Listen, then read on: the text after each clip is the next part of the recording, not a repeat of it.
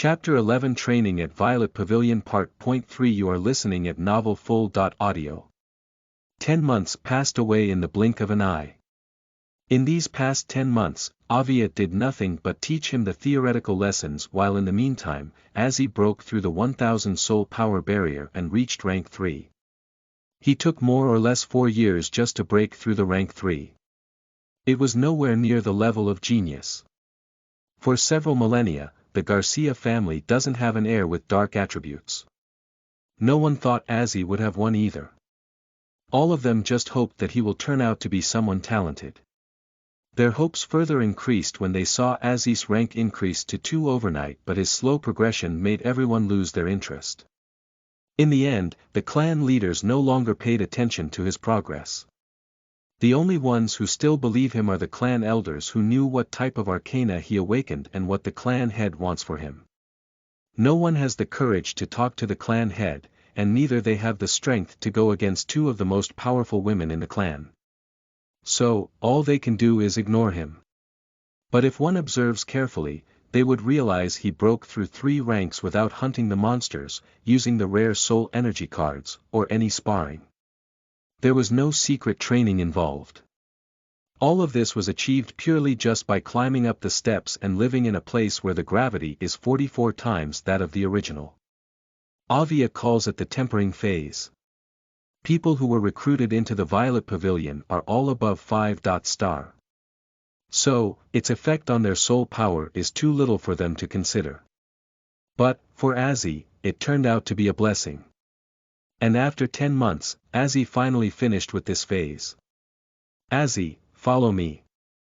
A busty and long-legged woman spoke as she opened the room without knocking. Strangely, this devilishly beautiful woman has a smile on her face, contrary to what was seen on other clan members who hardly show any emotions. Elder Crescent, Azzy greeted her as he continues to read the book, maintaining a blank face as if he is a robot. I told you to call me Big Sister many times. The woman replied as she walked toward him. You are 400 years old. You aren't that young to be called Big Sister. Please act like your age, will you? Azzy replied, not paying attention to her as he continues to read the book. Oh. Really? Suddenly, he heard a whisper in his ears. It's a husky tone and at the same time, it's a bit sexy. She unknowingly uses her power. For a person who started going through puberty, the effect multiplied a bit and he started losing his concentration on the book. Just as he was about to get dragged into a lucid dream before a powerful smack landed on his head. You cheeky brat, you dare call me old. I'm not half old as those geezers. Somewhere in the clan villages, a few people sneezed at the same time. Ouch! Azzy grabbed his head. Now that I think about it, I should actually start calling you, Grandma Crescent, instead. You are even older than my grandpa. As Azzy spoke back at her, she pulled his cheeks. You don't have any respect for elders, do you? Sister Evelyn, back off. A voice with so much coldness resounded in the room. Azzy's eyes lit up. Master, help me. Elder Crescent is bullying me. You. Elder Crescent, leave the young master, now, Avia replied. This time she called her in a formal way, indicating her position. TCH. No fun. Evelyn freed Azzy and then said, anyway, follow me to Training Hall 3. Today, you'll start learning how to spar with your arcana. Azrael closed the book and followed her to Training Hall. 3. After staying in this place for 10 months, Azzy no longer felt any discomfort as he was walking without the use of an anti-gravity card. Since he never stepped outside of that cliff, he wondered how strong he will be if he is on the ground. On the way, he encountered 10 or so disciples who simply bowed as a greeting and left on their way. They seemed disappointed for reason. But, the strange thing is that he felt they didn't bow to him but to the person beside him, Evelyn Crescent, the actual elder of Violet Pavilion. He didn't know about that until she showed up, a year ago. It seems she handed her duties to Avia, who is the head of the disciplinary hall, and went on for a 4-star rated mission. It took her 5 years to complete it. He once asked his master about the mission, but she answered him that he wasn't strong enough to know. So, Azzy just concluded it as a very dangerous one. Entering the training hall, Azzy saw it was empty. He quickly realized why he was able to see disciples outside other than in the dining hall. Evelyn confirmed his thoughts. I'm allotting this training hall for you until you will be enrolled in the academy. Azzy thought they were probably kicked out or transferred to another training hall for the sake of him. She looked at him and smiled. See, this big sister is generous, isn't she? Yeah, right. Azzy didn't feel happy that others were harmed in the process for his sake. It's not a problem for him to share this whole space. He simply nodded. Evelyn then summoned her arcana, a giant silver kangaroo. But, unlike the ones he sees in the comics and on television, this one didn't have any pouch on its belly, and also its entire body seemed to be made of metal. She looked at the beast in affection and introduced it to Azrael. This is Ether. Ether, meet my nephew, Azrael Garcia. She introduced him to her arcana. It looked at him and greeted him with a gentle tut-tut sound. Azzy returned her greetings with a slight bow. Nice to meet you. It's time to say goodbye. As she raised her hands, the beast disappears and her hands are covered with gauntlets that were made of some kind of metal, and lightning energy is running all over it. Well, summon yours. Closing his eyes, Azrael concentrates and summons the soul card. Apart from the picture of the specter, Azrael observes the number on the top left of the card, which says 1935. Oh. It's been a while since I last saw it. My soul power almost reached 2000. Just need 65 more. What are you thinking? Hurry up and summon it. Evelyn's voice brought him back to reality, and he summons the death scythe in his hand while the soul card continued to hover around him. Pfft. Ha ha ha. Evelyn suddenly started laughing as she started to point at him. Shorty, you are almost half of your weapon. As he countered her teasing with, those also look so dull to me. Are they rusted? Like owner like weapon. Evelyn loves to tease Azzy whenever she has the time, as he always has this aloof expression on his face. Unlike others, his expression was natural. What she doesn't know is that Azzy was just incapable of showing it, even though he feels all kinds of emotions. And getting teased by her, he always picks on her sore spot. Her age. Because Evelyn is the youngest elder of the Death Clan, her marriage went into crisis. As the eldest daughter of the Crescent Clan's head, she can't marry a weakling or a person with low background. People who have the same status and strength as hers are just way older than her, and people who are of the same age have less status than her. Not to mention, even the people older than her address her with respect, adding elder as a prefix. So, one can understand her frustration whenever she heard the word she was old or the word marriage. You brat, really asking for beatings? Evelyn forced herself to calm down, looking fiercely at this distant nephew of hers. As he grabbed the weapon with his two hands and swung it around to get a feel. Cool, this isn't heavy as I thought it was, even though it looks bigger than when I first awakened it. Looks like its growth is proportionate with my height. Are you chickening out, kid? Come on, give it a try. She provoked him with her finger. Try to land a hit on me. As he pushed his right leg towards the floor and dashed towards his trainer before swinging at her. Both the weapons clashed and ignited a spark.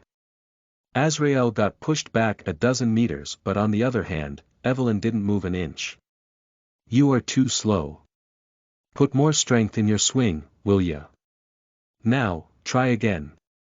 A couple of hours later, Azrael continued to swing the scythe at his trainer while the latter just stood on the spot without moving an inch, while blocking all of his attacks with her gauntlets. How many times I should tell you? Use the force of your entire arm, not your hand. Unlike her usual behavior, she was now in her evil trainer mode. Meanwhile, Azzy's arms started to bleed. Bring out my power, child. You can do it. A voice suddenly whispered in his head. As if something took over him, Azzy's eyes turned black. His pupils are no longer visible. And he raised the death scythe over his head. A dark aura started to envelop the scythe. Chapter 12 Training at the Violet Pavilion Part Point 4 You are listening at novelfull.audio. Looking at Azzy's posture, Evelyn frowned and pours a bit of soul power inside of her lightning gauntlets. Meanwhile, all of his soul power was gathered into the weapon and the blade imbued with dark energy. Azzy swung it vertically and the weapon pierced the floor while releasing dark energy in the form of an arc. Screech! A ghostly scream resounded across the hall, which was coming from the incoming attack. Her face became serious. Soul skill. Wall of lightning. She pushed her hands to the front and generated an energy wall before her with electricity was running all over it. As the attack hits the wall, it disappeared before cracking it. Evelyn was stunned as she saw a large crack in the wall. The most shocking thing is that the dark energy didn't disappear but some of it lingered on the wall, slowly corrupting it and changing its attribute. This isn't dark energy. It's the death energy. A familiar voice was heard from behind her. What are you doing here, Avia? Aren't you busy with your work? Evelyn spoke, coming out of her shock. Nothing, Sister Evelyn. I'm just impressed with my students' potential. A calm reply came from her, causing Evelyn to grit her teeth. A 7-star like her is forced to use a soul skill against a 12-year-old kid. But, then, something clicked in her mind and she said, You just said it was death energy. Are you sure? Avia nodded in response. I hope Sister Evelyn to take care of him until he masters the death scythe. You owe me after all. After reminding her about the part she took care of at the pavilion in her place, Avia disappeared and teleported back to the disciplinary hall. This cunning brat. Evelyn cussed it out before glancing at Azzy, who was almost kneeling on the ground after his soul power is emptied. That means that Arcana is the legendary death scythe. Before the death energy corroded the wall, she dismissed it to save her face. After all, it is shameful to even think of a possibility that a 3-star Arcana Master was able to destroy one of the attacks of a 7-star. Meanwhile, Azzy, who was back to himself, was confused. What happened just now? Why didn't it feel like I was the one attacked, just now? It almost feels like I was being controlled by my Arcana. He left the weapon, took out a few 2-star recovery cards and applied them to himself, and filled half of the soul power. Don't use the soul skills, yet, Azzy. Tool-type Arcana is different from others. The more powerful it is, the harder it is to tame it. If you can't tame it, you should at least become friends with the spirit. Even though you received an acknowledgement, without getting to understand each other, the Arcana will try to take control of your body the more frequently you use soul skills. And by the way, you also need to be wary of your power. You have a death attribute, not a dark attribute. Death attribute. Azzy titled his head in confusion as he never heard of such an attribute. It was mentioned in the Book of Death but Azzy never read it. Evelyn continued, Fire, water, wind, earth, lightning, light, and dark are the basic energies present in the atmosphere. When mixed, each combination gives different types of energy. Everyone's attributes are within these limits. But, 2 types of energies are excluded from this list. They are almost considered a myth. Life and death. Life attribute is a unique energy that can grant life. It's different from healing. I mean, healing can't extend one's lifespan but life energy can. But, they were only exclusive to pure angels. Unlike us, they don't even try to mingle with humans. As for the death attribute, it's a corrosive type of energy that's the opposite of life.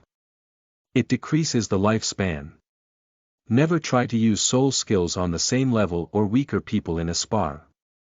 Azrael nodded in understanding. Okay, let's continue. Azzy grabbed the handle and pulled the weapon. But, the scythe was stuck on the floor. Arg. He put his entire power in his hands and pulled it up, only to fall on his back clumsily. It earned another laugh from his trainer. 6 weeks later, in the training hall. Point 3, Evelyn gave a solid punch to Azzy's cheek before he attempted to slash at her. Azzy crashed onto the wall. I told you to not only focus on offense but also defense. This handle can be used to block attacks. After all, you take too much of a long time to attack. Evelyn instructed him once again after beating him. Ugh. Rubbing his face, Azzy muttered under his breath, "This grandma is a bully." "What did you say?" Evelyn narrowed her eyes as she looked at him. "Nothing," Azzy replied, shaking his head. He stood up and picked up the scythe. "Let's continue." "No, today's training is over." Both of them heard a voice followed by Avia's appearance in the middle of the hall. "Young Master Garcia, you will take rest for the rest of the day. Tomorrow is the day of the awakening ceremony. You are going to represent the Garcia family. So, return to the Garcia mansion and make sure to get enough sleep. Be in your perfect condition. You need to be presentable tomorrow for your first public appearance." Azzy understood the hidden meaning behind her words as she knew that he would use the hourglass and reverse the time to repeat this situation. "Okay." Azzy listened to her and unsummoned his soul card before leaving the training hall. As he left the place, Evelyn let out a comment with a sigh, "I still wonder how you tamed that discourteous child." Avia countered her statement, "Actually, I should be the one to be surprised. Sister Evelyn is the one only in the clan who dares to behave like that towards him." Upon hearing it, she grinned, "Paulia gave me that right, you know." Meanwhile, Azzy was overwhelmed in happiness, feeling the effects of his body tempering as he started climbing down the stairs. "Wow, my body feels so much lighter." As he reached the bottom of the stairs and started to walk on the ground, the gravity decreases in his perception and he felt as if he was walking on the clouds. Entering the Garcia compound, Azzy saw his relatives greeted him with respect and even tried to converse like it's been a year since he left for the pavilion. "How is he doing?" congratulating for breaking through the third rank, etc. On the other hand, few clan members either ignored him as if they didn't see him or they bowed lightly without a hint of respect. Azzy can't help but sigh inside, Grandpa is right. Rumors spread faster than facts. He ignored them in return and proceeds towards the family mansion. After a while, he reached his room. It looks exactly the same as he left a year ago. Of course, it was kept clean always. After having his dinner, he was accompanied by an old man, the Garcia family mansion steward, Adolphus. He's a commoner and yet, a 6-star arcana master. If the royal family of their country knows of it, they would have even granted him nobility, although it's unlikely he would want to accept it. "Milord, our men just brought new outfits from different parts of the nation. They are kept in the wardrobe." Azzy gave a simple nod that he understood. He slept soundly without any nightmares. The next day morning, Azrael woke up and chose one of the outfits randomly and slowly walked out of the house, where he saw a few parents are accompanying their kids on a flying cart. It reminded him of his grandpa who accompanied him to the awakening ceremony back at the town of Sleia. "Looks like there are a few 8-year-olds in our family compound," Azzy thought as he raised his head towards the sky. The skies are filled with flying cards everywhere from all over the village. Most of them are traveling to see the clan head while some are hoping to awake a second arcana. All of a sudden, Avia appears before him. "Good morning, young Master Garcia." Since he was long used to her sudden appearances, he didn't flinch and simply returned the greetings, "Morning, Master. Are you ready?" "Let's go," Azzy answered her before she grabbed him and teleported to the entrance of the Red Pavilion directly. Chapter 13 Second Awakening Ceremony Part. 1 You are listening at novelfull.audio. Red Pavilion, the place where almost every member of the Death Clan starts their training, roughly at the age of 5. After awakening their arcana, they wait until each pavilion announces for recruiting. Once they get selected by the elders, they'll move on to their respective pavilions. Meanwhile, those who are willing to wait, can stay and train at the Red Pavilion. It is also a place for non-Arcana masters, who can train until they reach the age of 15, and then either become farmers or leave the clan with their memories removed. Of course, it goes without saying that they will be heavily looked down on or bullied by others. And this is where the disciplinary hall comes in. They have two departments, judicial and police. And Avia is its commander as well as the supreme judge. So, one can consider how fearsome her authority is. Even the clan leaders of the subordinate clans have to fear her power, except for one person. Her judgment can only be overridden by the Death Clan's head. When Avia appeared at the entrance of the Red Pavilion and started walking, every one of them moved aside and gave her the way. Azzy, who was following from behind her, thought she was really feared by the masses, and Evelyn wasn't exaggerating at all. On the way, he saw two guards join them, protecting the Garcia family's heir, and to make sure no one dares to walk near him. Feeling their 6-star aura, combining with a 7-star Arcana Master on the front, the rest of the clan members maintained their distance at least 3 meters from them. Looking around, he realized the Red Pavilion was vastly different from Violet Pavilion.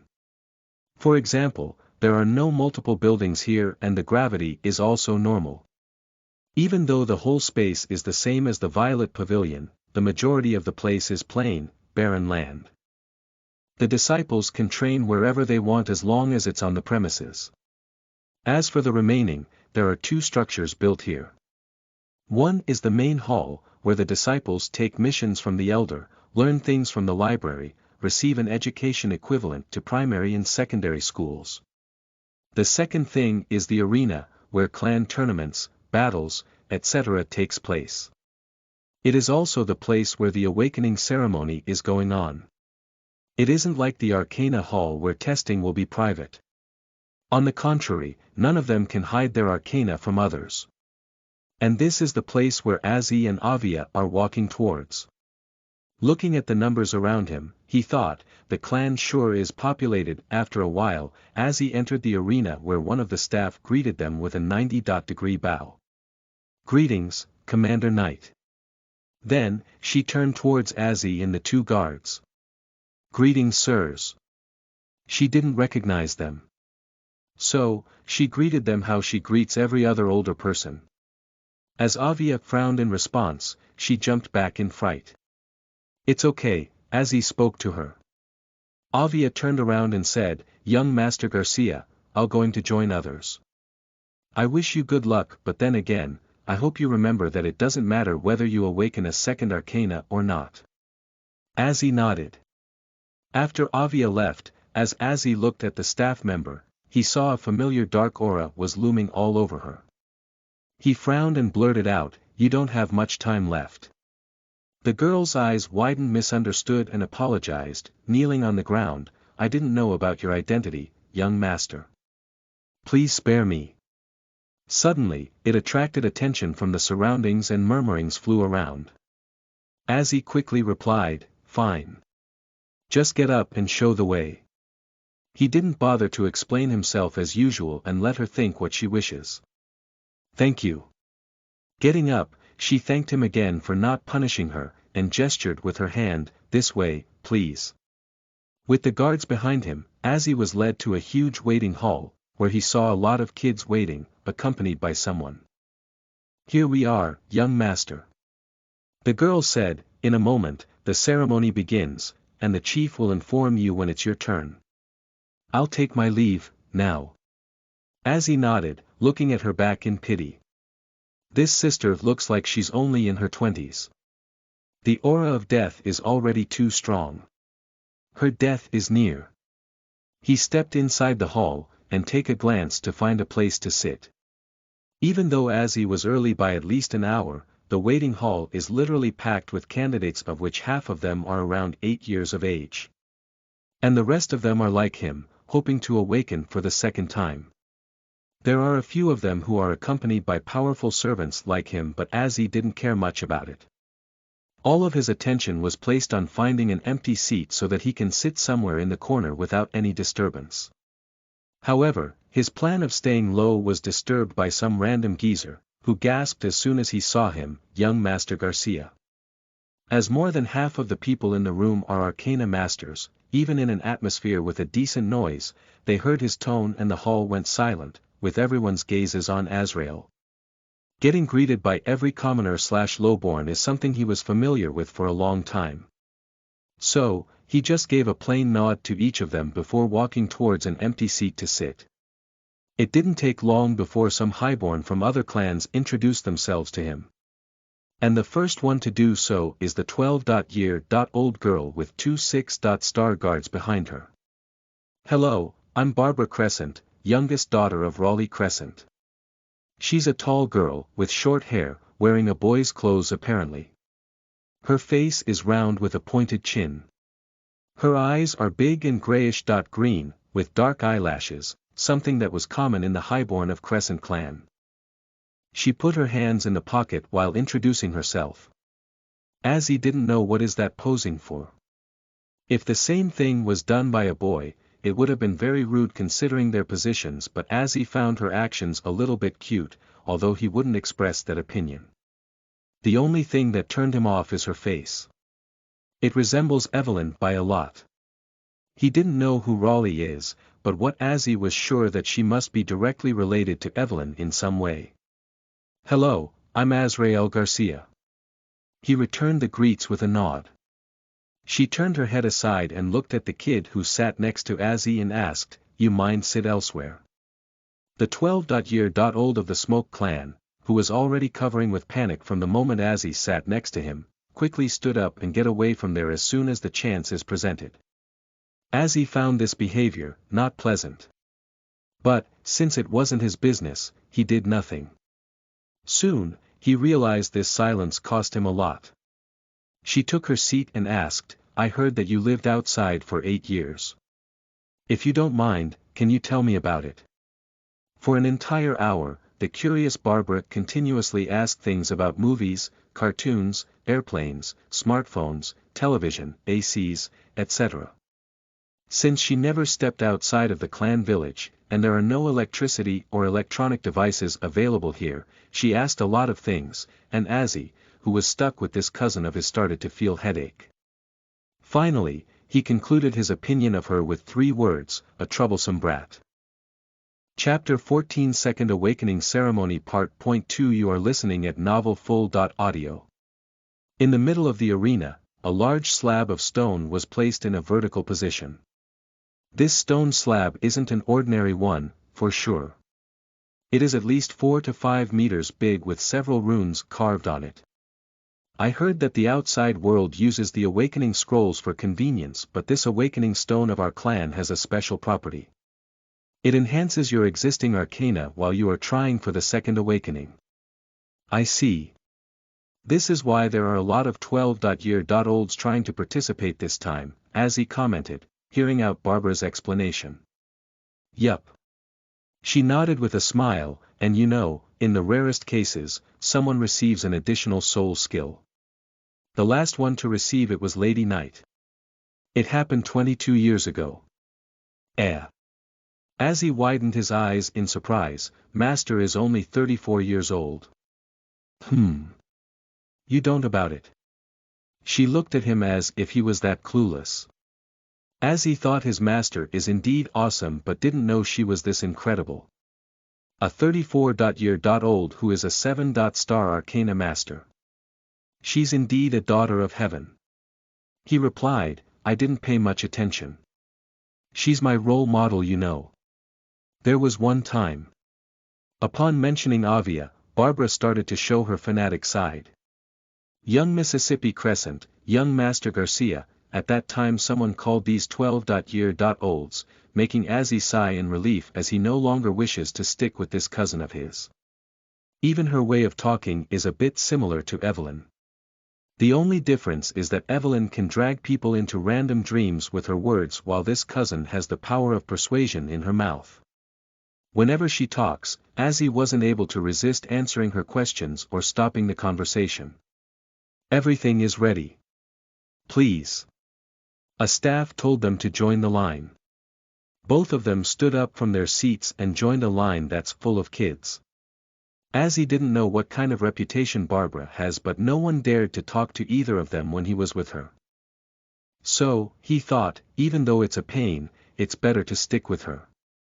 The adults stayed back in the waiting hall. Meanwhile, Truman Ash, one of the elders of the Death Clan as well as the master of Pavilion, leads the kids to the arena. As he stepped inside, he saw it was packed with an audience numbered at least 1,000. That's when he thought the clan is a lot bigger than he imagined. This pocket world is as big as a province for a reason. Unlike the usual atmosphere, the arena was filled with silence and no cheers escaped from anyone trying to behave themselves.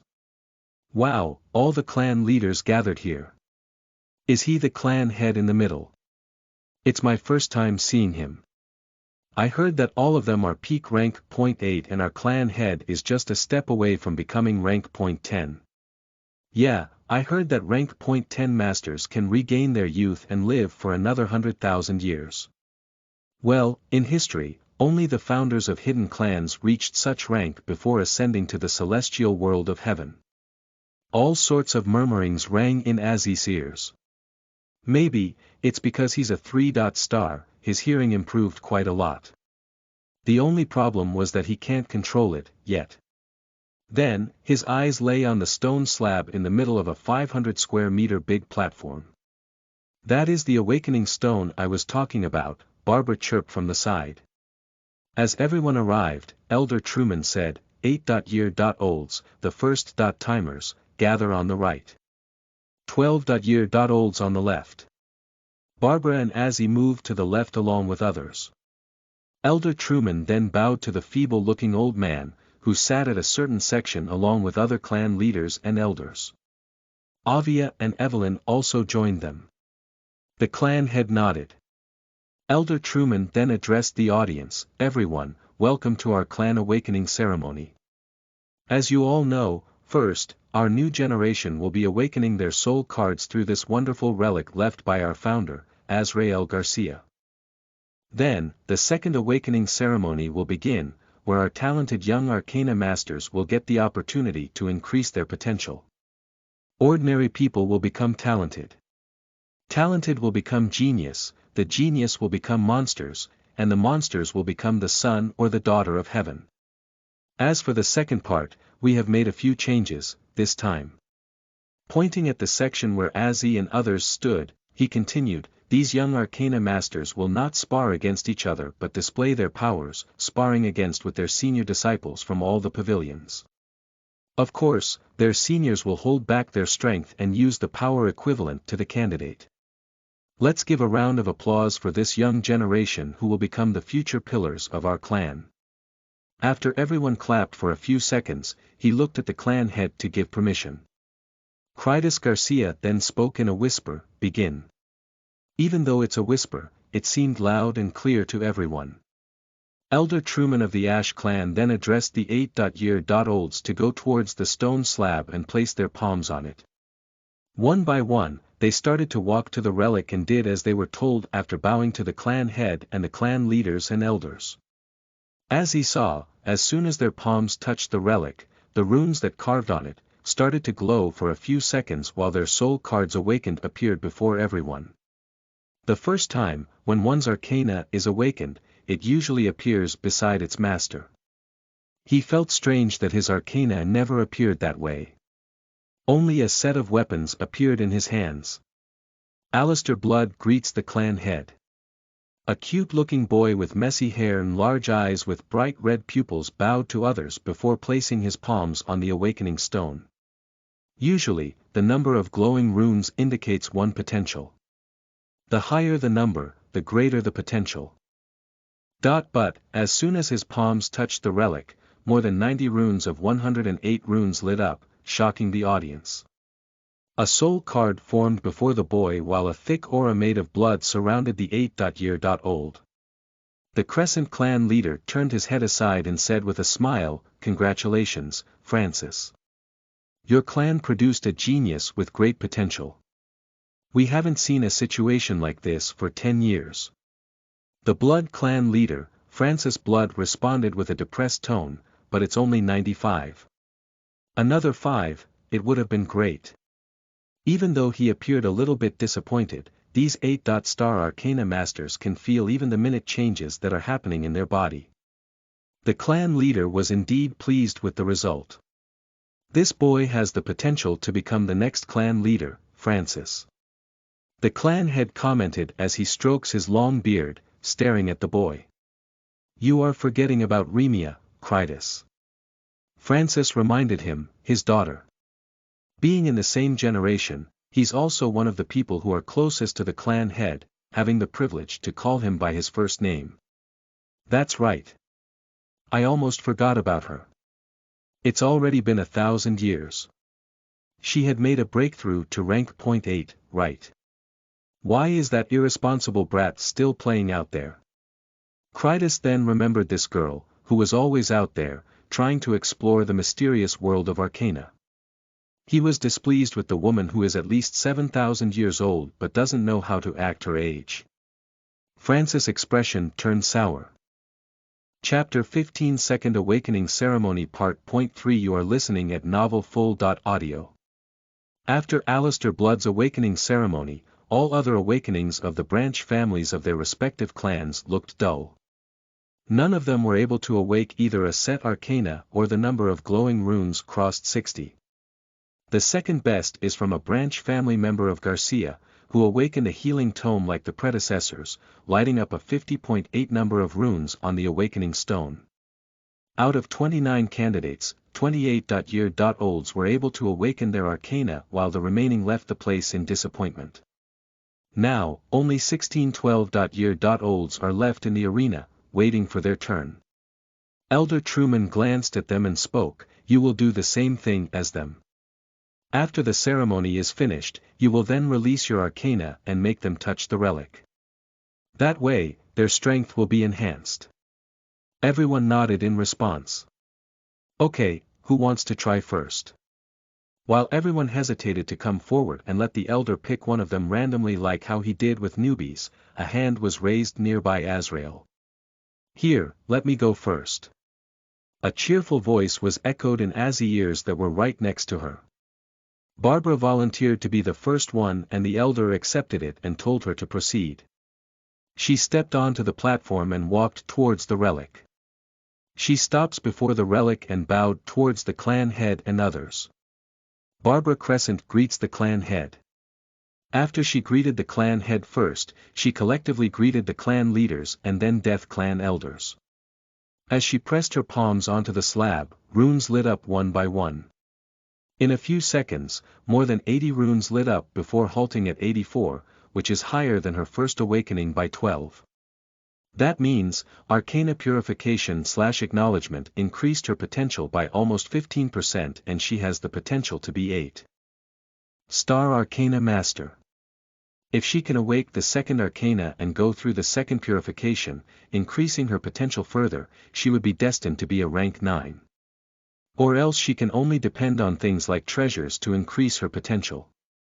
Crescent Clan leader, grandfather of Barbara tightened his fists, anticipating the moment his granddaughter successfully awakens the arcana from her father's side. But, in the end, the second soul card isn't born and the runes dimmed as she backed off her hands in disappointment. The clan leader shook his head in disappointment.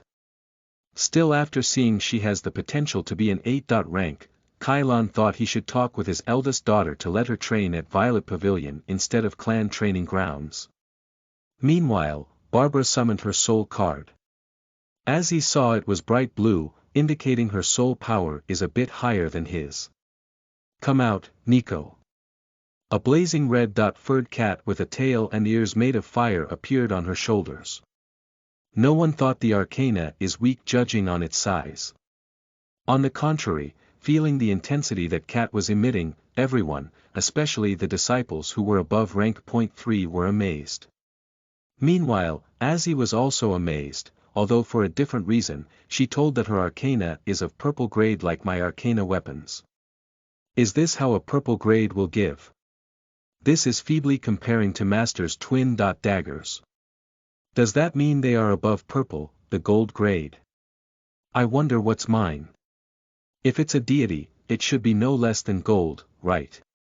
Or maybe, who knows, it might be the legendary platinum grade. Right then, a shout filling with excitement came from the direction of the platform. "Look cousin, I received a soul skill." As Azzy returned from his thoughts, he saw Barbara was jumping with a wide smile and waving her hands towards him while her cat reciprocates with its owner's feelings and breathes out a streak of fire towards the sky. Azzy felt embarrassed and moved to the side a little bit and looked away, pretending to not know who this cousin is. Ahem, at the same time, someone else is also embarrassed a little bit. Kylon Crescent cleared his throat, reminding her to maintain the dignity of the clan. She quickly apologized with a bow and scurried towards the waiting hall after realizing it. Since it is well known that the Crescent family highborn usually faces difficulty to keep their emotions in check, no one minded her behavior and continued to watch. After her, one by one, the disciples went to the relic and tried their luck for a second awakening, but the result is the same. With only 5.6 of the disciples left, now, everyone's eyes are on Azzy as he was now visible. He shivered for a second, feeling gazes from everyone. While some are filled with anticipation, others are filled with mockery, pity, rage, etc. Cridus frowned a bit, but he didn't do anything about it and silently stared at his descendant. He already knew that Azzy won't awaken a second arcana because he was confident that the Grim Reaper cannot coexist with the second arcana spirit. The only thing he wishes to see is his potential, whether he can light up 100 runes or not. If he was able to do that, then, this old man wouldn't have any worries about the future of the clan. Meanwhile, Azzy felt that this is the right time for him to go forward. He raised his hand. "I'll go." Those that were about to raise their hand immediately put their hands down and stayed silent. Elder Truman gestured him to go and he pointed the relic with his hand. Under the gazes of clan head, 7 clan elders, 6 clan leaders, and 1,000 clan members, Azzy stepped onto the platform and walked towards the relic. Azrael Garcia greets the ancestor and elders. His unusual greeting shocked the audience, but none of them dares to point it out. So, they watched in silence. It brought a frown on the clan leaders as Azzy just addressed them as elders, implying for him, they were just someone who is older than him. "Elder Knight, your student doesn't seem like he wants to respect our positions," Francis quickly complained about Azzy, trying to get back at his old friend who criticized his daughter, earlier. "He's the future clan head. He doesn't need to do that. Does he?" Cridus answered him in a cold tone, reminding him that even if they are friends, he should know his position. Francis narrowed his eyes and stayed silent. The same goes for everyone. Meanwhile, Avia was surprised, seeing the attitude of the clan head. She can't help but think, I can see they are feeling suppressed. Is this why these clans are having secret meetings? I bet they will strike after they break through to rank .9. She's in her own world, thinking of various conspiracy theories the 5 clans might plan to do. Feeling the tension around, Evelyn then spoke. "Azzy told me that he was brought here without asking his opinion. It might be the reason why he has difficulty to accept the clan even though it's been 4 years. Night Clan's leader then replied, "It's not about opinion. Everyone has their own destiny to fulfill."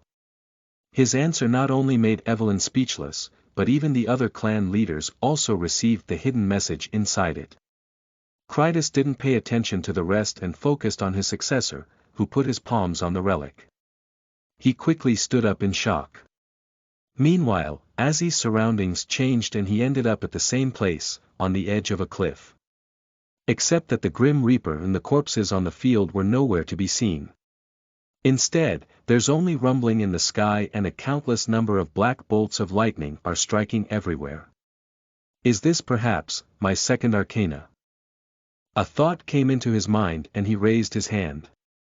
An infinite number of black lightning bolts gathered at the spot and formed a figure, a mirror image of himself who spoke, "Descendant of Elias Crescent, receive my power." The thunder echoed in response and his vision was blacked out.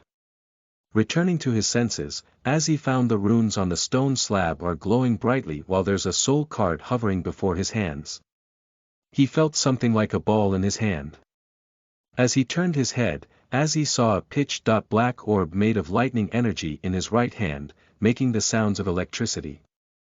He gripped it in reflex. It was absorbed into his hand and sparks generating from all of his body. Intending to test its power, he raised his hand towards the sky and a lightning bolt literally shot out of his hand.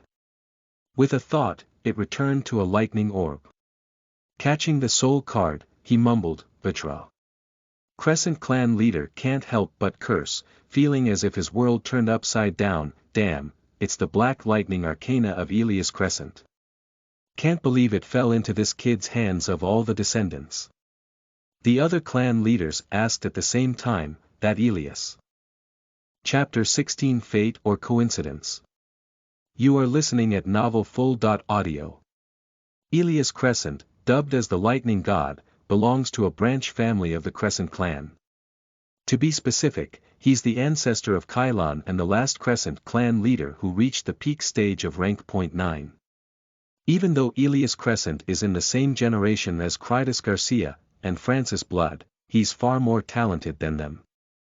In just 2,000 years, he reached the peak stage of rank .9.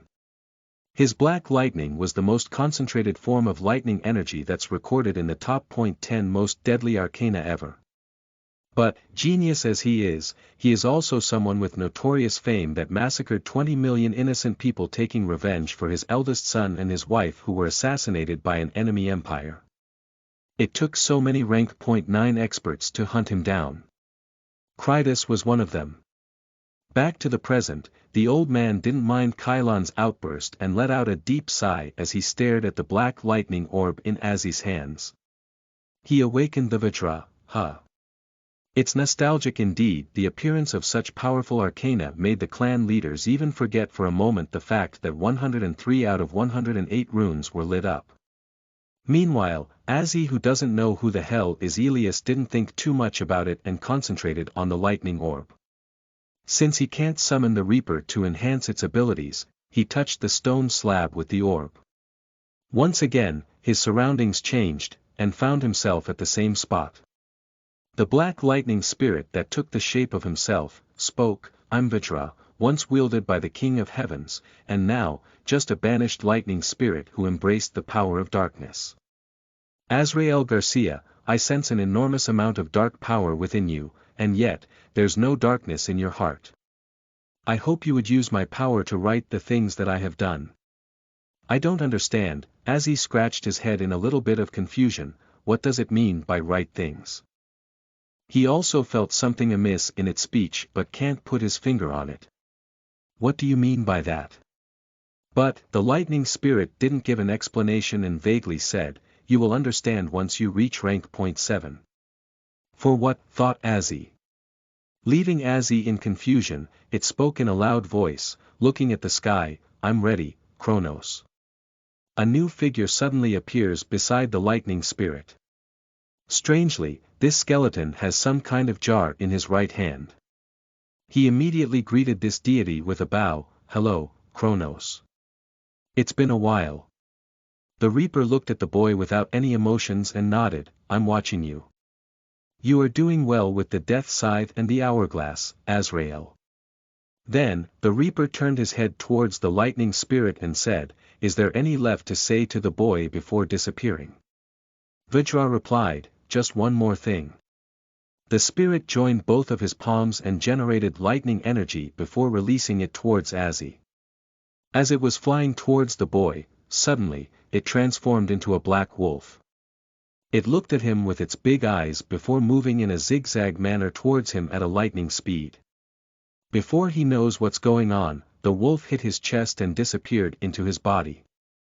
"This skill is my final gift to you, Azrael. Before I disappear from here," Vajra spoke to him with a smile. Disappearing. Azzy's confusion increased and fell into thoughts. Does that mean they can't share this space or something? Now that I think about it, when I awakened the arcana, I didn't see corpses or the Reaper. But, I saw the lightning during my first awakening though. Azzy, who rarely voices out his doubts, didn't speak of it either and stayed silent. But soon, his expression changed as the Reaper raised the death scythe. Looking at him, the lightning spirit maintained his smile. It's a pleasure knowing you even though it's only for a few moments. I'm entrusting my power and legacy to you. Goodbye, Azrael. The death scythe slashed the lightning spirit, turning it into a mass of energy before collecting it into a jar. It was then, as he understood what's going on, and he shouted as he took a step back, Kronos, what are you doing? After all the energy was collected in the jar, the Reaper answered, doing my job as the Reaper.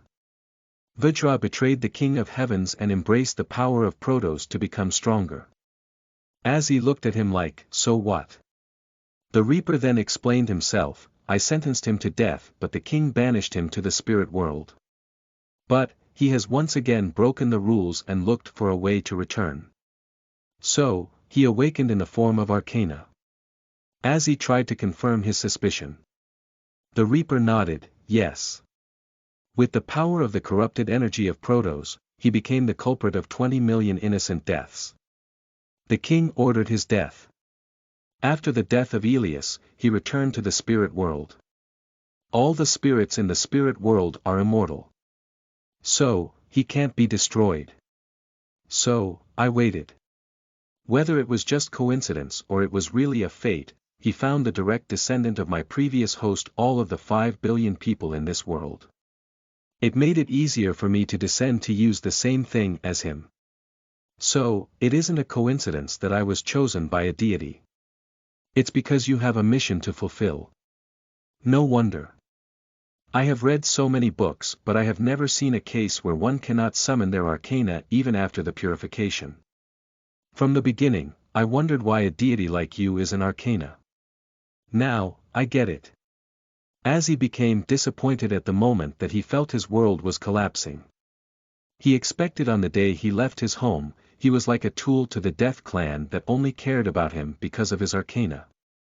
The ground below him started to shake while a pitch-black aura completely enveloped him as it escaped from the jar.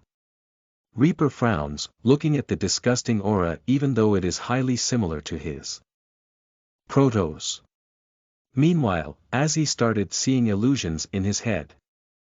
Finishing the job, the Reaper leaves him, leaving him as a normal person. The clansmen are looking at him in disdain. He was getting kicked by the clan members. Avia and Evelyn ignore him. He got kicked out by the clan head, and on the way, someone kills him. Followed by the illusions, a whisper echoes in his head, this is your future, Azrael.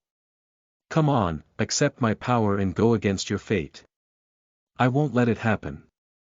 For the first time since his emotions were taken away, as he roared in anger. The aura around him erupted, although unable to push away the Reaper, who shook his head with a sigh, I guess it was too early. He quickly disappears and appears behind Azzy and knocks him out with the death scythe's handle. You haven't even bothered to hear all of my words. The minds of humans are really shallow. Looking at the jar, the Reaper then mumbles, in exchange for your sacrifice, I'm fulfilling your wish. Since the Protos energy already infected his soul energy and can't be removed, I might as well use this opportunity to tame it with yours.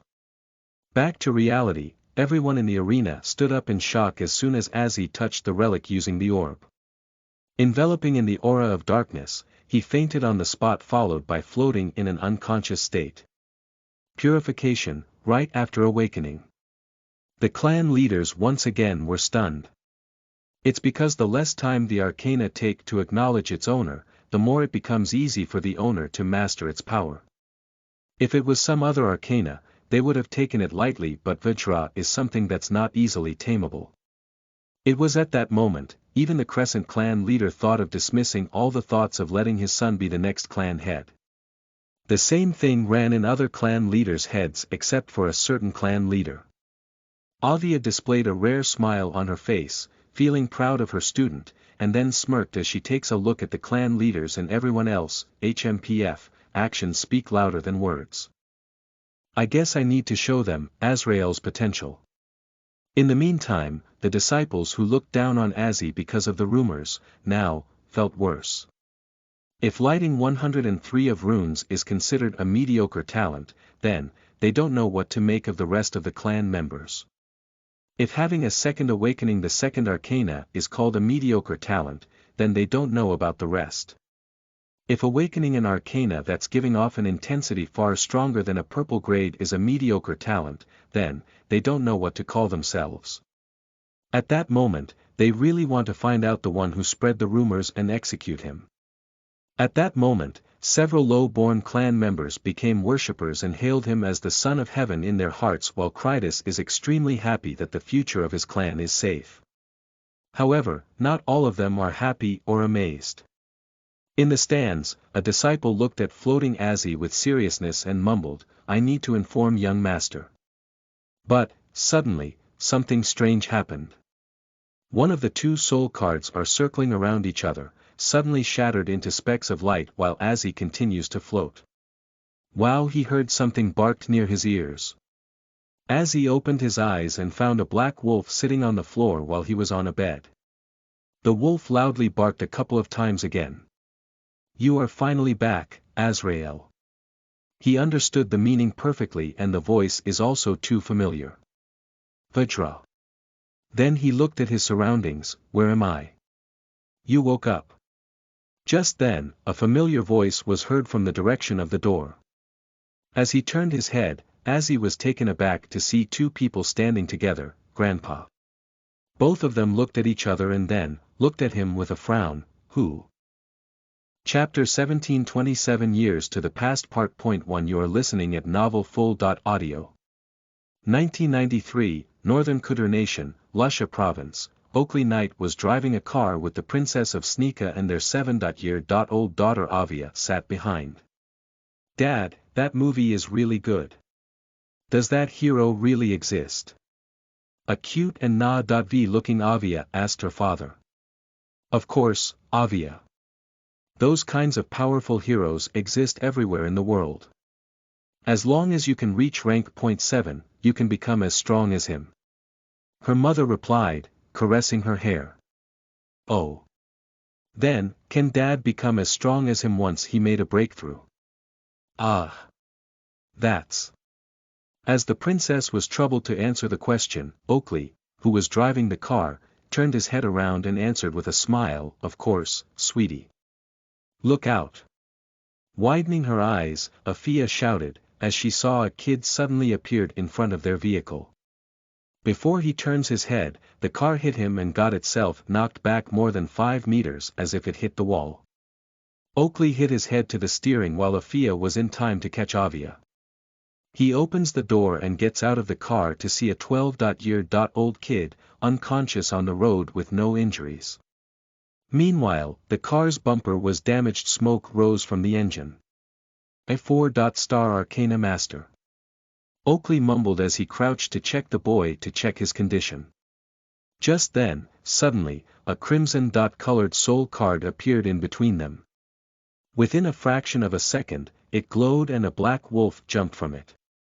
It growled as it bares its fangs against Oakley while releasing sparks of lightning from all over its body. Oakley tried to communicate with it. "Easy there. I'm not an enemy. Let me help the boy." "What happened, honey?" Afia spoke, stepping out of the car. As the wolf growled once again, looking at her, Oakley released his soul card and summoned a unicorn. "You can recognize it, right? I'm a healer.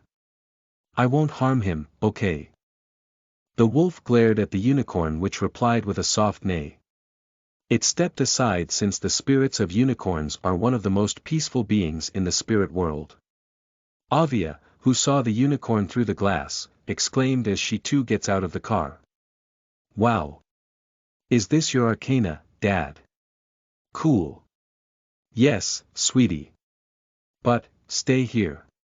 Afia replied to her while grabbing near to her, looking warily at the wolf that was giving off intensity far greater than a gold-grade Arcana. Meanwhile, Oakley checked the boy's pulse and eyes. He didn't find anything unusual. His soul also seems to be in good condition. Then, he looked at the wolf and spoke. "He's fainted. Let me take him to my home." Wow! It barked in a low tone towards the unicorn, who then translated it to Oakley. Upon hearing it, Oakley nodded. "Fine. Get it." He picked up the boy and then said, Afia, you and Avia sit in the front. She nodded. Meanwhile, he put the boy in the back seat and the wolf jumped on top of the car. The unicorn then released a thread made of energy and attached it to the car before pulling it in the middle of the night. Back to the present, after the proto's energy overwhelmed him with the feelings of darkness, Azzy's vision went blank followed by his consciousness. And when he regained his consciousness, he found Vitra, who was erased by the Reaper, is now guarding in the form of a black wolf. He remembered the final gift he was given. Azzy thought it was a soul skill, but the reality is quite different. Vajra now has a separate body as if he was reborn as a soul beast, but Azzy isn't a condition to care about it. Why? It's because he saw his grandpa, who looks like he is in his early 40s, surely younger than when he left him, 4 years ago, and a beautiful unfamiliar woman was holding his arm. The problem is, Oakley responded with, who, instead of any greetings, and looked at him like a stranger. Grandpa, it's me, Azzy. Azzy called out to him once again, making both of them confused. Afia turned her head towards her husband and asked, Honey, do you have a grandson this big, or is he just became crazy? Feeling her glare as if she was interrogating him whether he lied about her being his first love, Oakley defended himself, I'm just 45. How can I be a grandpa to a kid who's older than my daughter? If you have a child in your teenage and she gives birth to this kid in their teenage. She quickly countered him with an unreasonable theory. Don't be ridiculous, all right, Oakley replied before turning towards Azzy, who are you, kid? Why are you calling me, Grandpa? I'm not even that old. Azzy felt pain in his heart for a moment before he realized something's wrong. That woman called him as his husband. But I remember Grandpa said his wife died 20 years ago. He's a lookalike. The Book of Genetics says there is a possibility of lookalikes in the world as long as they share the same ancestry, even if it's a 1 in a million chance. Moreover, Grandpa is a 4-2, but this guy looks far stronger, although weaker than Master. That means, around early mid-rank. 6. I'm sorry. I must have mistaken you for my grandfather. He kinda looks similar to you. He's a rank. 4 by the way, as he quickly apologized to him to sort out the situation. By the way, my name is Azrael. He left out his family name on purpose as he doesn't know whether he's an enemy or friend. According to his master, the Death Clan does have a lot of enemies. So, they shouldn't reveal their surname unnecessarily in the modern world. Upon hearing Azzy's apology, Oakley sighed in relief. If Azzy would have insisted, then he would really get fallen in trouble with his unreasonable wife. It's okay, kid. Sometimes, it happens. By the way, I'm Oakley and this is my wife, Afia. Last night, we found you teleported right in the front of her vehicle. So, we brought you here. Azzy was stunned this time. Now he was sure that this is his grandpa. A crazy thought appeared in his mind. Can I ask what year this is? Azzy asked to confirm his suspicions. Hearing the unusual question, they were taken aback at first, but misunderstand that the kid might have teleported from Arcana World. Oakley answered, 1993. 93. Azzy's eyes are widened. 27 years. 27 years. He kept on mumbling the word a few times while thinking about how it happened.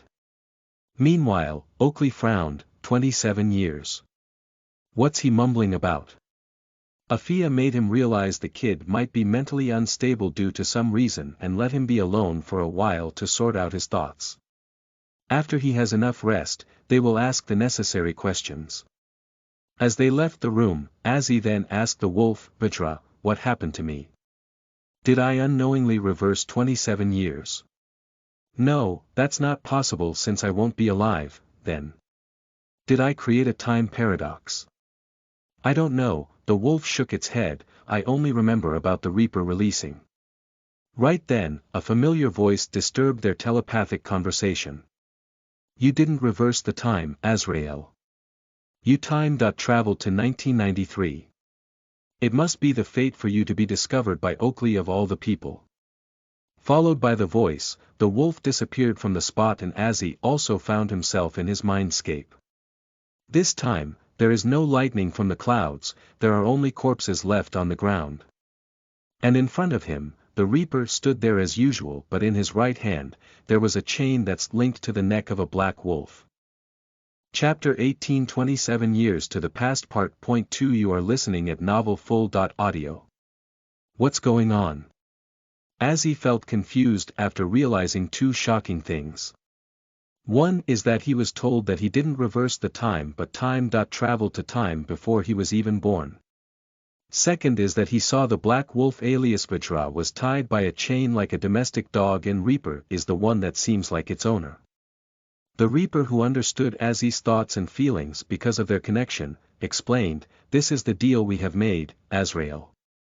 "What deal?" Azzy asked him. This time, he stopped letting things go on their way like last time and decides to get to the end of this matter. In exchange for saving his life, Vajra will serve me for eternity as my slave. Saving? Azzy frowned, "Didn't you say you are erasing him for breaking the rules?" "Every rule has exceptions," Reaper replied in a straightforward face. Azzy thought how shameless this being is, twisting his words as soon as he fits. "The moment I killed him and absorbed his soul into the soul-sealing urn, the weapon of the King of Heavens is dead," the Reaper then changed his words, creating confusion in this 12-year-old boy. Leaving no other choice, the Reaper decides to explain everything. "Our original deal is that I will seal his existence in my soul-sealing urn for eternity and destroy the Protoss energy along with it and convert the remaining energy into soul power. If I had done that, your soul power would have reached 30.40 million. Rank 0.7. Azzy's eyes widened in surprise. He actually thought of, why not, making the wolf whimper. "Sorry." Azzy apologized to the wolf. The Reaper continued, "But, I didn't expect the Protoss energy has already infected your soul energy. It is impossible to remove it unless I kill you." Azzy shuddered for a second, hearing the emotionless reply. "That's when I decided to make an exception and let him live. Now, in exchange for being a slave to me, he will reincarnate as a spirit of Arcana and help you in taming the Protoss energy. As someone who has mastered it for hundreds of thousands of years, he is the perfect candidate for it." "Protoss energy?" Azzy asked curiously. "It's evil energy unique to the race of Protoss, who were like antithesis like us. All of us are born from the same source. The Protoss race feeds on negative emotions, uses our despair to control our body." The Reaper then slammed the ground with the handle of the death scythe. A fresh memory suddenly popped up in Azzy's mind. He saw how he went crazy after seeing illusions and hearing whispers after being affected by them. "Of course, it goes without saying that it will increase your power." Azzy nodded in understanding, "I see. That's why I made a breakthrough to rank 0.4 and feel so much amount of soul power inside the soul orb." He touched the middle of his chest, feeling such an improvement in his strength. Then he asked, "Then, how did I end up here, unique soul skill?" "Time travel." The Reaper replied. "Unique?" Azzy was taken aback by his response, "Isn't that soul skills acquired only when one reaches rank 0.7? The Grim Reaper answered with a nod, "Yes. During the process of reincarnating Vajra, I had to separate his soul energy and the soul. Your soul power was briefly increased to 10 million and you received the unique soul skill. But, I didn't expect the Protoss energy that was controlling you back then, used the skill. And by the time I completed the process, you end up in this time." After hearing him out, Azzy felt like his head is clear, but suddenly, something clicked in his mind. "Wait a second. How do I get back to my timeline, then?" Kronos answered, "As the personification of time, I can send you at any time, but as a rank 0.4, your body only has a 30% chance to survive. If I use your maximum strength of rank 0.4, I can barely teleport you 2 years from now. Even if you want to bet on that 30% chance, I won't recommend it." Moreover, I don't think fate will like me to interfere. Ha! Azzy felt confused by his words. Kronos then said, I don't think it's just because of a coincidence that Vajra appeared as your arcana and let me follow it and become your arcana too. And you unknowingly ended up at your adopted grandfather's house. Fate is pointing you in some direction. I won't stand in its way. Neither would I stand in yours if you wish to use the unique soul skill and return to your present. Fate, huh? Azzy mumbled, thinking of his parents. For all his life, he never got to see them, much less spending the time. He wondered whether he was time-traveled so that he can save his parents and change his childhood forever. The only thing that he doesn't know is the rules of time travel. After a while, he asks, what happens if I change the past? It goes without saying, the original timeline that you remember will be drastically changed in many ways that you can't even imagine, Kronos answered in a calm tone as if it has nothing to do with him. There is a long silence. You are right. It must be fate, indeed, Azzy broke the silence with a comment. The Reaper, who understood his thoughts, frowned, I must warn you about the risks though. If you don't return to your present timeline before the other you get conceived in your mother's womb, that child will be someone else as your soul stays within yourself. Your parents won't acknowledge you as their son. Do you truly wish to do this? As the god of time and death, he already has seen infinite futures and all of them chose only one option. Yes. Azzy nodded. It is time for you to return, Azrael. Azzy's vision blackouts and he returns to reality as soon as he made a choice so that he can save his parents. To know how much soul power he has, he summons the soul card. On the crimson dot colored the image was changed.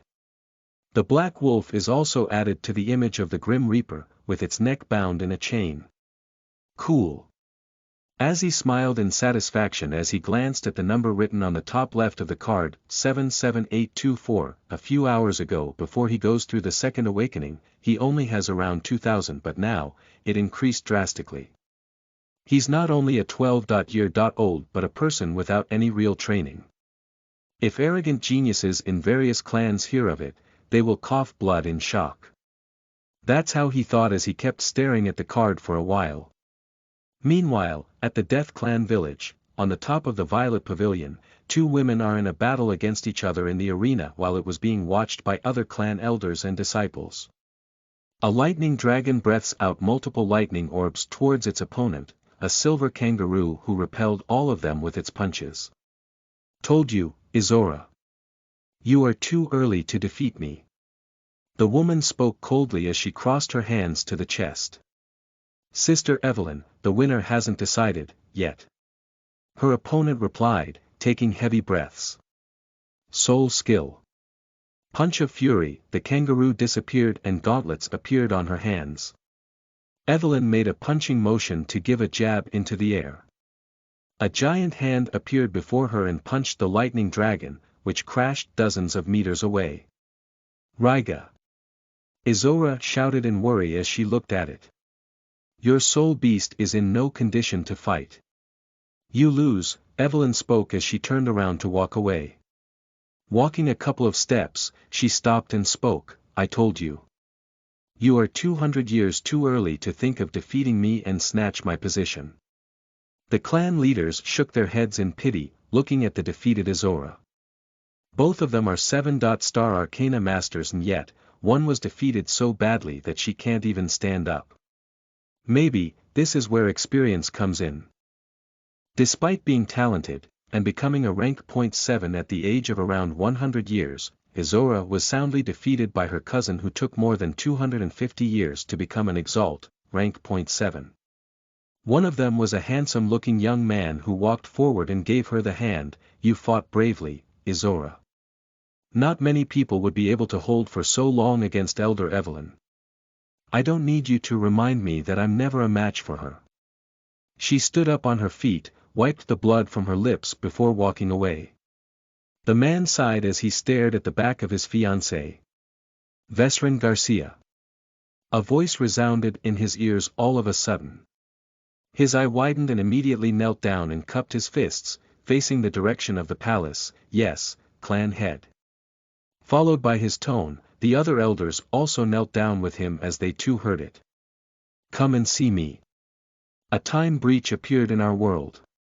Time breach. Vesrin wondered what it is, like the rest of them. All of them quickly take off the flight on the flying card and reached the palace. After giving their greetings, the feeble-looking old man said, I sense someone breached to our world from either the past or the future. I need you to find and bring him, her to me. Everyone looked at each other's faces, not knowing how to find one person in 3 billion people. Chapter 19 27 Years to the Past Part Point 3 You are listening at NovelFull.audio.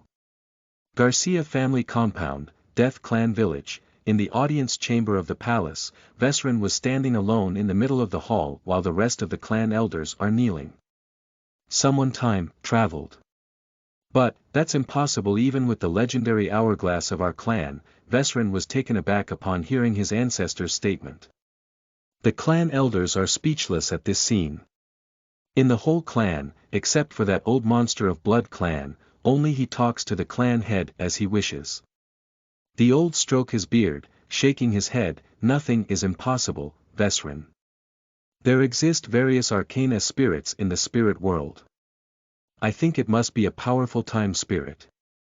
If he's someone from the past, then, bring the person here either by poaching or by forcing.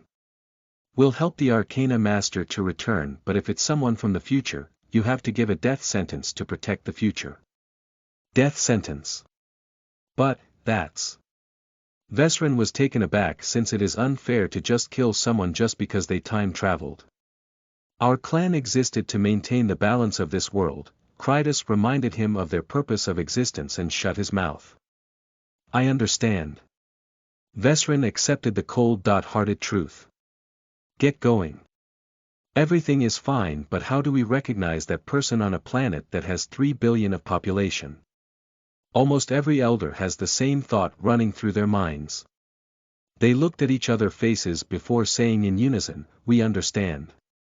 At that moment Vesrin once again saved the day as he asked, can you tell any other details about this person? The 6 clan elders gave a thumbs up in their minds. The old man stroked his beard once again, no. I can find nothing else. The energy is untraceable, but you just need to find the people with time ability arcana. And their arcana is definitely above the gold grade. Platinum. Vesrin was dumbfounded upon hearing it since platinum grade arcana users are extremely rare. Krytus nodded, yes. So, it might be easy for you to discover them. Here. A platinum-colored item card suddenly flew towards him. Vesrin caught it in reflex. This. Looking at the card, he was taken aback and looked at his ancestor. The latter just replied casually, if the person turns out to be too strong. You can use this to capture the target. Vesrin immediately kowtowed, thank you, your grace. The remaining clan elders looked at him in envy. If looks could kill, Vesrin might die 1,000 times on the spot. It's no exaggeration to say that this clan head of theirs really dotes on him. They thought it might be because he has twin arcana, but the truth is quite off from them. Only he and a certain tomb keeper know of it. After dismissing everyone, Krytus mumbles, I wonder if this person really possesses the mythical time beast's nouveau as arcana. Shaking his head, I must be getting old. Aklian City, Lusha Province, Northern Kudur Nation. A acute and high-pitched sound was kept on repeating over and over in the courtyard. Azzy and Snika's princess are watching little Avia practicing the martial arts with her teacher. Azzy can't help but be amused to see a cute Avia, an entirely different image from the one he knows. As he let out a deep sigh, thinking how arcana can change one's personality, especially himself, she asked, what happened? Azzy shook his head and spoke in an emotionless tone, it's nothing. I just remembered my sister. He dodged her question with a quick lie. Upon hearing him, Sneaka can't help but look at the boy in pity. It's been a month since he returned to the past. Since Azzy doesn't belong in this current timeline, and neither have a place to live, he made up a lie on the spot that his entire family was massacred by the beasts when they made a trip to the Arcana world. He asked them to let him stay with them for a few days before he leaves for the Arcana world to train. The story also synchronized with how he suddenly appeared before their vehicle. They thought one of his family members might have used a rare teleportation card on him to let him escape the crisis. Since they are rich, they forgot the most important point. It costs at least 10 million credits to buy such a rare card. Both of them didn't take the market of teleportation into account and made their own theory. Azzy kept his story vaguely and let them run their imagination. As he expected, the couple took pity on him and let him stay for a while. Azzy was sure that it worked as he would knew his grandpa very well, although he didn't expect the princess was the one who readily accepted it. The few days became weeks and Azzy still continued to live with them. At first, he wanted to leave after a week to spend the rest of the 3 years at Arcana World before applying for an elite Arcana Academy. But, after hearing out his plan, Afia suggested him to live with them for 3 months till the admissions begin.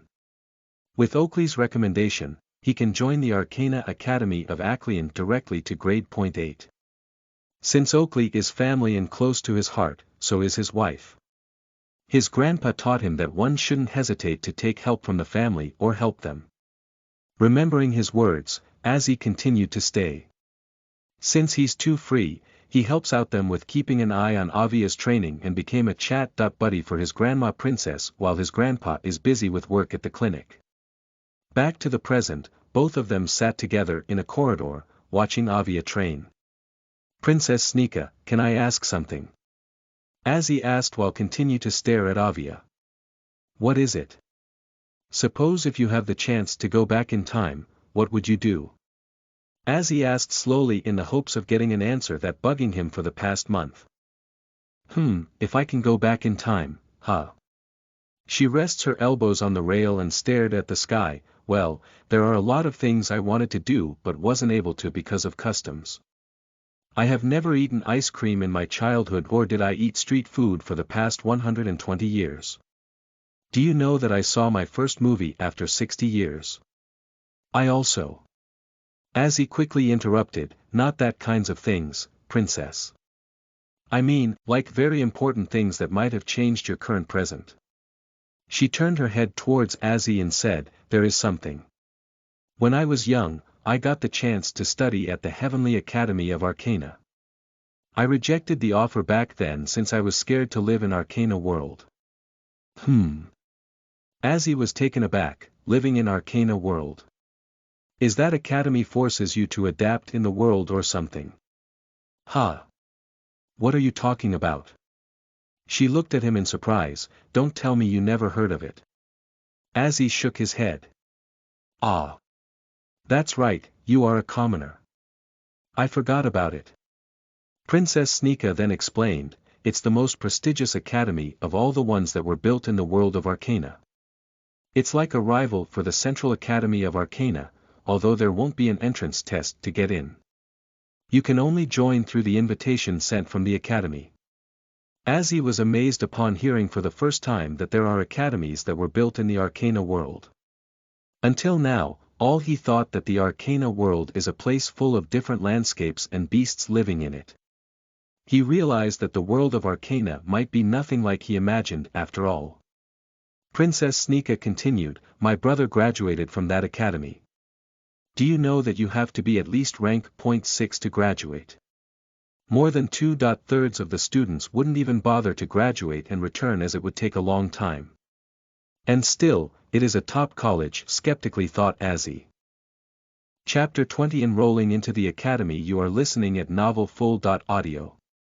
Year 1993, 11th epoch, Northern Continent. The spring season arrived in the continent and the admissions for 8-year-olds in every nation began. Almost every nation follows the same schooling system. There are 2 types of Arcana academies: normal and special. Each city has a normal Arcana Academy that teaches beginners, starting from grade 1 to grade 10. Grade 1 and 2 are for the kids who have yet to awaken their soul card. They will be taught about the world of arcana as a special subject along with normal education. Of course, it goes without saying that the subject will cost a dime for the parents. After Awakened, Arcana Masters will be enrolled in Grade Point 3 and goes through an 8-year program until they complete Grade Point 10, upon graduation, where they receive the diploma equivalent to high school in normal schools. A student of such an academy will be graduated usually at the age of 15, 3 years prior to a normal school. Those who are awakened late or miss the timing like Azzy have no choice but to study at home and attend private arcana training centers. Or if they have a recommendation from a recognized person in the city, they can get into the academy. This is the solution Afia offered to Azzy. And there are special academies. Only one such academy exists for one nation. Unlike normal academies, they don't have any grades. Their education was completely dependent on the arcana world. The students have to attend universities separately on their own for advanced studies. While the entry age of such an academy should be at least 15, their graduation isn't dependent on age but their rank. Aclean Arcana Academy, Aclean City, students lined up at the entrance while parents stood on the side. Azzy felt embarrassed standing in the line filled with 8-year-olds. Thankfully for him, there are students, similar ages to him. But, being the tallest in the line and have the sole power above rank point 4, many parents kept on paying attention to him. Even the student council vice president, a grade point 10 student who was overseeing the admissions at the gate was no exception either. She kept on glancing at him from time to time while vaguely replying to others. After half an hour, Azzy's turn came up. She initiated the greeting with a smile, "Hello." Azzy returned her greetings with a simple nod and handed the recommendation letter directly to her before she asks his details. Divine Physician Oakley. Looking at the stamp and signature, she was taken aback and looked at it carefully to check whether it's a forgery or it's real. After all, it is known that 6-star Arcana Master Oakley is always hard to approach and has a well-known reputation in the city as the best healer. But, once she considered Azzy's level, she thought it was normal and even became excited to have a genius like him join their academy. She raised her hand for a handshake with a smile, "Welcome to Aclean Academy of Arcana." Azzy once again responded with a nod, making her embarrassed a little, and she quickly backed her hand away before she continued to speak. "According to the letter, you wish to enroll in grade point 8, is that correct?" Azzy responded with a simple nod once again. "Here." She handed a form and a letter, "Fill your details and hand both of them at the reception. You'll be given one of the keys to the room you are allotted, at the dormitory. Classes start in the last week of this month. You can keep your things in the assigned dorm at any time you want. The fees are 100,000 credits per annum including everything. If you can't afford to pay, you can also apply for a merit scholarship at the reception. As long as you are a rank point 4 Arcana Master, your fees will be waived, and will even receive 2,000 credits per month as a scholarship. The academy will also open a bank account for you. But, if you already have one on your name, then, you can add those details in the form or just keep it blank. Don't forget to attend the orientation on the first day. It's very important. Our principal, Mr. Finch Falcon, is a 7-star Arcana Master. You don't want to miss such a rare opportunity of attending his lecture. There are no holidays on weekends except for the 2nd and 4th Sunday of every month. Only in those 2 days, you were allowed to leave the premises unless there's an emergency situation in your family. And what else is there? Yeah, every month, there will be a monthly tournament where the shuffling of classes takes place. With your rank, I'm sure you will have no problem staying in elite class all this year. She kept on reminding him of this and that, forgetting that there are candidates waiting in the line. The gatekeepers felt, if not for the line, she might have even acted as a tour guide for his new student. After all the explanation she had done, Azzy once again responded with a simple nod as he took it and entered the premises, dumbfounding her. What's more, she didn't even take it as an offense and further spoke to herself in realization, I forgot to ask his name. Meanwhile, the rest of them who stood in the line thought at the same time, not fair. While filing the form isn't that difficult, there are a few things that troubled him.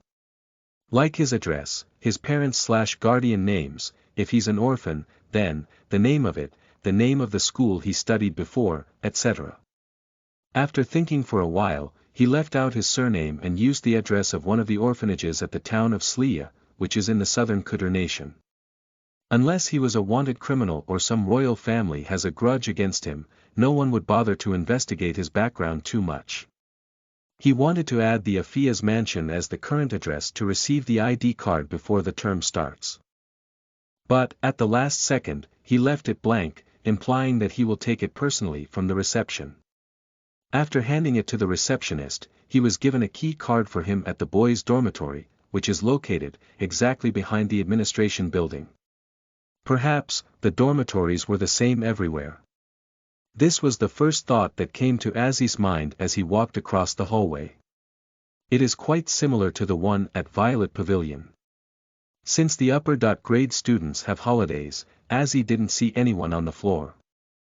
307. Azi stopped before a room and looked at the number. This is my room. * ding. The red light turned green as the door was unlocked. As he entered the room, he saw it was a simple room with decent furniture. At least, there are electronic appliances in the dorm, which brought satisfaction to Azi as his previous dorm at the Violet Pavilion lacked AC, TV, and a fridge. There are 3 beds in the room with one being king-size in the middle and the other is a single one at the window. Luckily, it was an unoccupied room as the previous members graduated. He immediately chose the single bed and took out his things from the storage card and arranged them. 1 week passed. Afia Mansion, the family of 3 sat at the dining table, eating their food slowly in silence. Taking a deep sigh, Princess Sneaka commented, without the kids' presence, the table kinda feels incomplete. Oakley suddenly asked, do you want to adopt him? While Afia was stunned, Avia turned towards him and blinked for a while in silence. Author's note. Each epoch have 10,000 years before the calendar resets. It's because 10,000 years is the limit of rank. 9 Arcana Master.